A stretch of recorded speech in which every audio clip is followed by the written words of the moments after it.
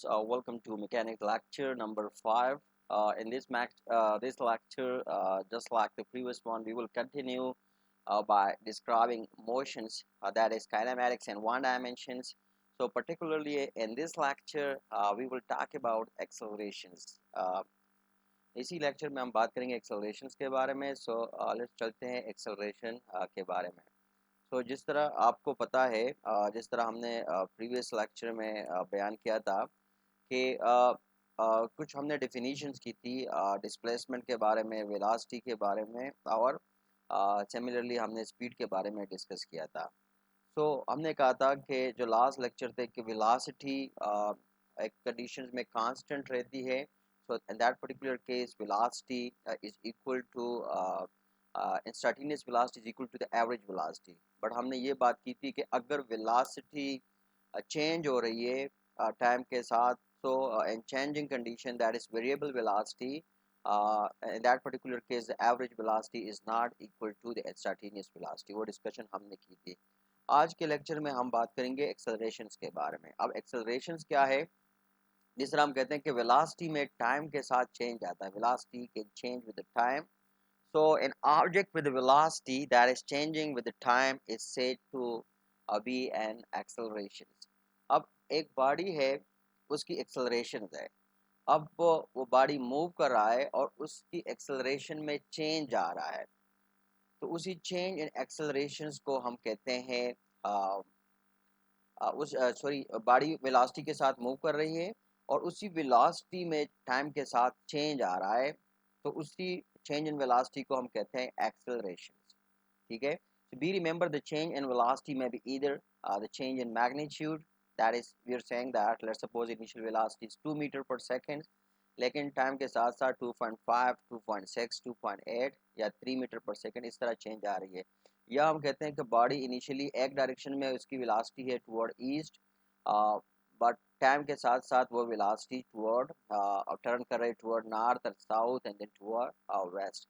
तो change can be either in direction और in magnitude.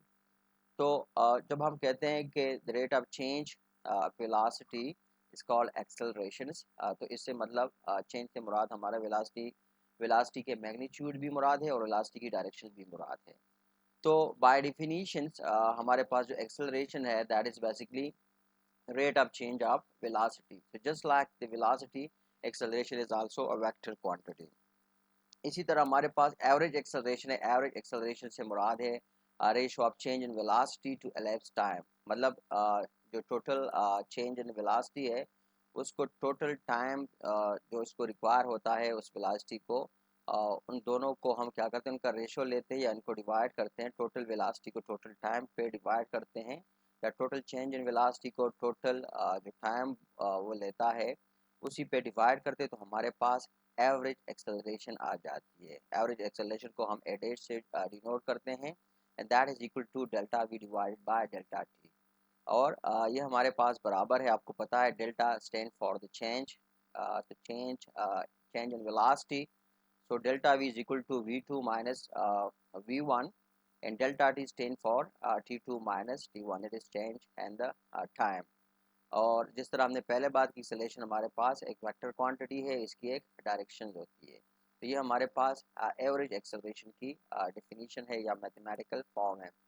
Similarly अगर हम बात करें इंस्टेंटेनियस एक्सेलरेशन की, तो इंस्टेंटेनियस एक्सेलरेशन को जिस तरह हमने इंस्टेंटेनियस वेलोसिटी की बात की थी कि यहाँ पर हम कहते हैं कि change in the velocity in very short time interval. How short time interval? That is the time interval 10 to 0. Change in velocity को हम लेते हैं विद रिस्पेक्ट टू टाइम, और टाइम जो है टाइम ड्यूरेशन है वो इतना स्मॉल होना चाहिए कि that 10 to 0, I mean shouldn't be 0 at 10 to 0. क्यों कर अगर आप इसको 0 पुट करते हैं so it would mean that accelerations would be infinite or undefined. So ये हमारे पास क्या है, this is the typical definition for instantaneous acceleration. So velocity की आपको एक्सेलरेशन की यूनिट क्या होगी? सो जिस तरह आपको पता है कि वेलोसिटी की यूनिट क्या है, वेलोसिटी की यूनिट है मीटर पर सेकंड और टाइम की यूनिट है second. So here we can have velocity divided by time, और यहाँ पर देखें कि वेलोसिटी, फिर हमें पता है कि वेलोसिटी इज बेसिकली डिस्प्लेसमेंट। यहाँ पर हमने सॉरी डिस्टेंस लिखा है, क्योंकि इंटरचेंजेबली हम बाज़ दफ़ा डिस्टेंस और डिस्प्लेसमेंट को मतलब एक सेम क्वांटिटी तस्वर करते हैं, जिस तरह के वेट और मास एवरीडे लैंग्वेज में या एवरीडे लाइफ में यूज़ होते हैं, दो कि वो सेम नहीं है, इसमें डिफरेंस है, लेकिन लोग इसको यूटिलाइज करते रहते हैं। तो यहाँ पर ये वेलोसिटी डिवाइड बाय टाइम हमने देखा है, यहाँ पर हमने शो किया distance. This is not distance, this is basically displacement divide by the time. कि वेलोसिटी आपको पता है displacement divide by time, and this again divided by time. So we have distance divided by time square. So the distance or displacements, it has a unit meters, and time square, that is second square. So the units for the acceleration is meter per second square. अब यहाँ पर हमारे पास एक example है average एक्सेलरेशंस के लिए। ठीक है, मतलब एवरेज एक्सेलरेशन को समझने के लिए हमारे पास एक बहुत ही नहायत मतलब बहुत ही सैम्पल एग्जांपल है एवरेज एक्सेलरेशन के लिए। कि ये हमारे पास एक कार है जो कि एक्सेलरेट हो रही है, इनिशियल जिसकी वेलोसिटी है v i, that is taken as 0, and similarly the time at an instant where the car is start moving is equal to 0. तो हमारे पास क्या है कि a car accelerate along straight road from rest. ठीक है, rest से car start हो रही है, सो इट्स मीन दैट इसकी इनिशियल वेलोसिटी और इनिशियल टाइम वो 0 है, to 90 kilometre per hour in 5 second.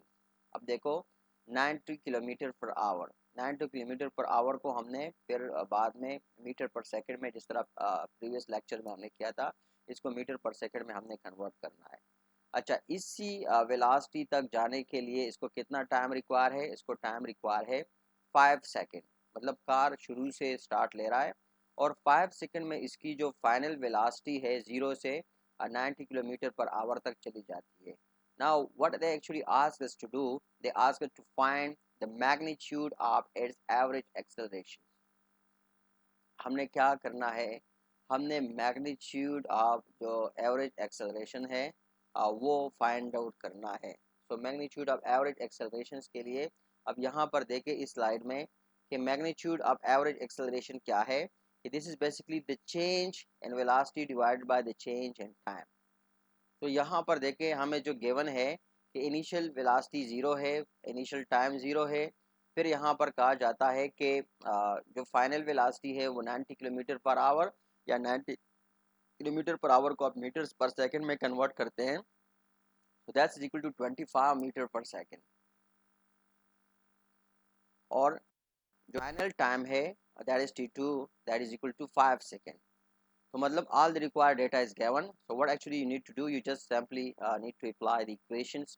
equation आपके पास है कि average velocity is equal to delta v divided by delta t। अब delta v मतलब final velocity minus initial velocity, final velocity 25 metre per second minus initial velocity that is 0 divided by the time, final time minus initial time. तो t2 हमारे पास है 5 second और जो initial time है that is 0, तो हमारे पास जो टोटल टाइम है दैट इज़ 5 सेकेंड।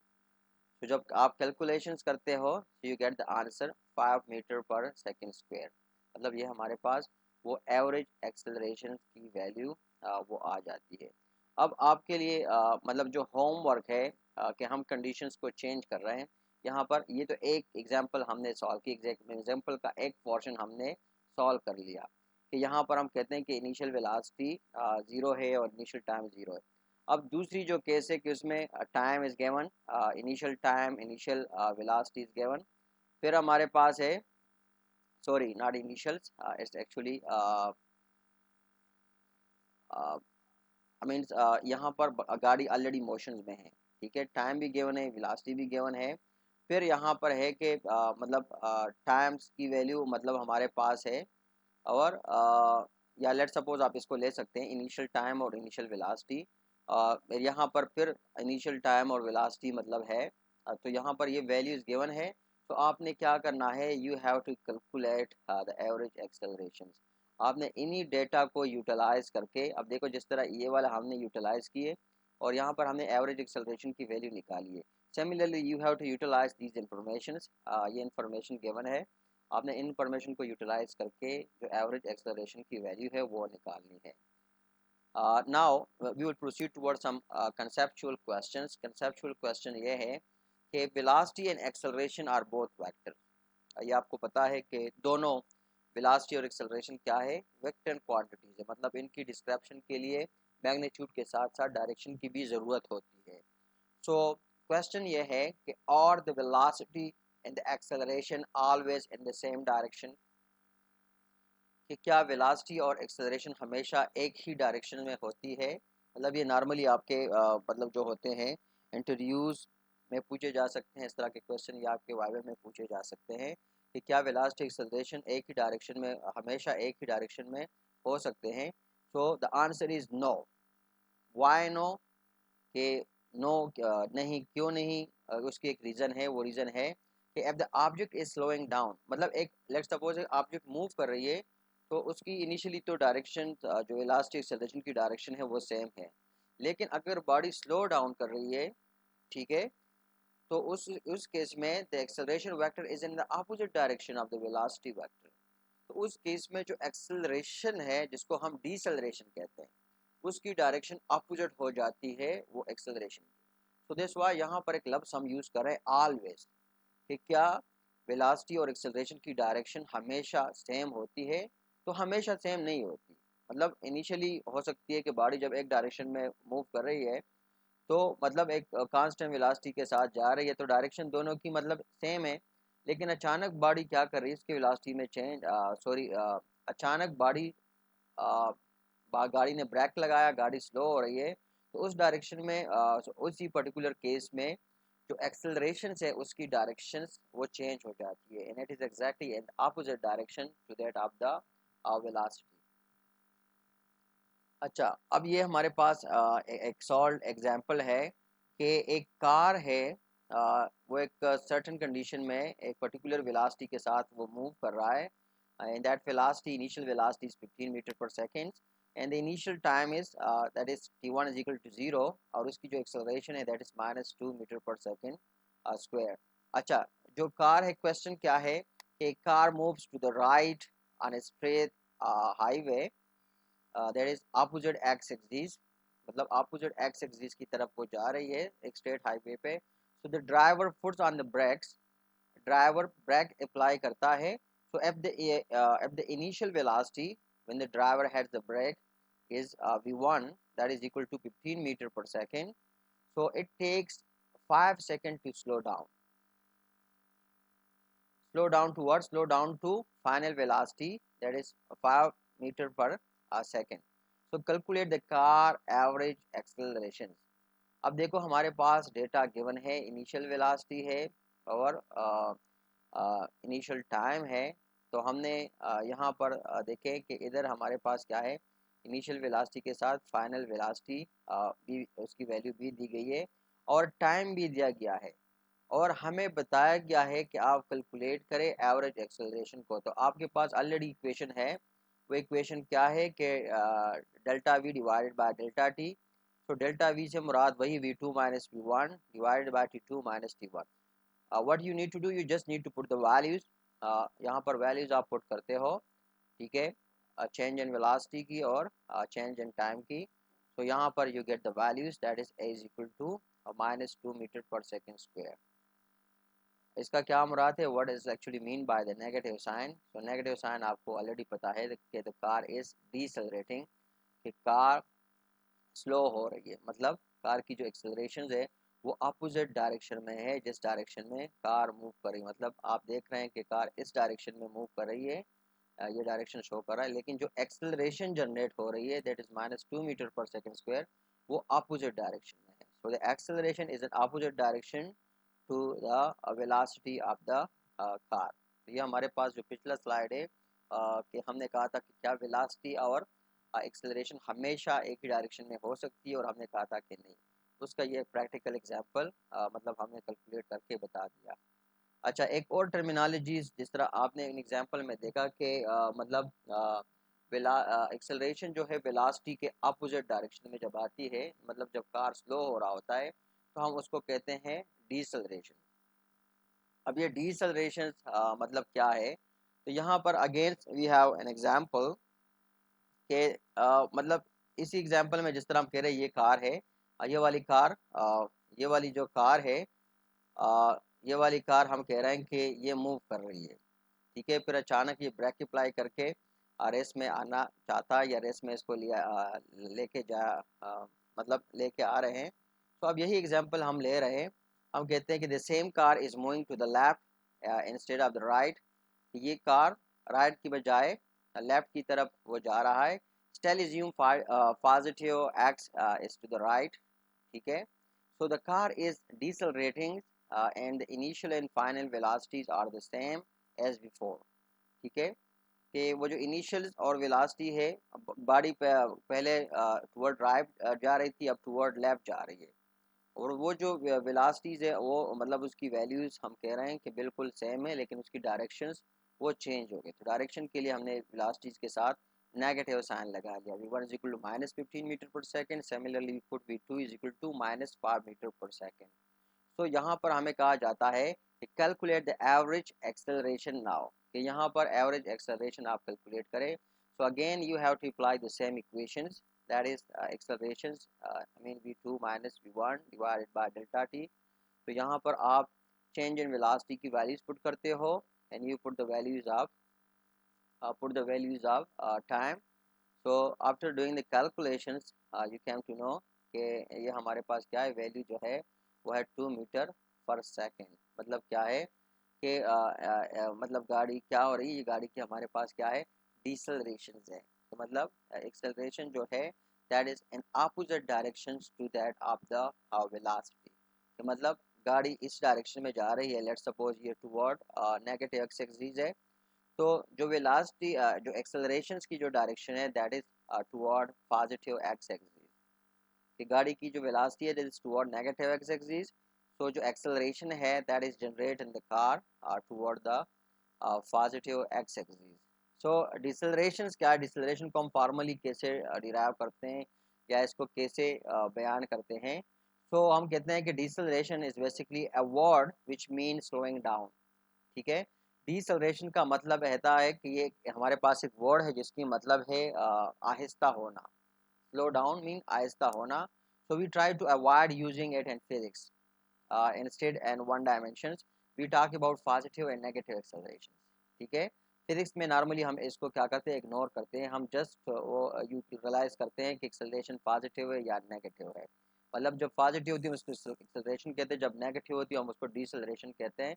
लेकिन नॉर्मली डिसेलरेशन वाला लफ्ज़ हम वन डायमेंशन फिजिक्स में हमेशा उसको मतलब इग्नोर करते हैं। क्यों इग्नोर करते हैं कि this is because for one dimension motions deceleration does not necessarily mean the acceleration is a negative।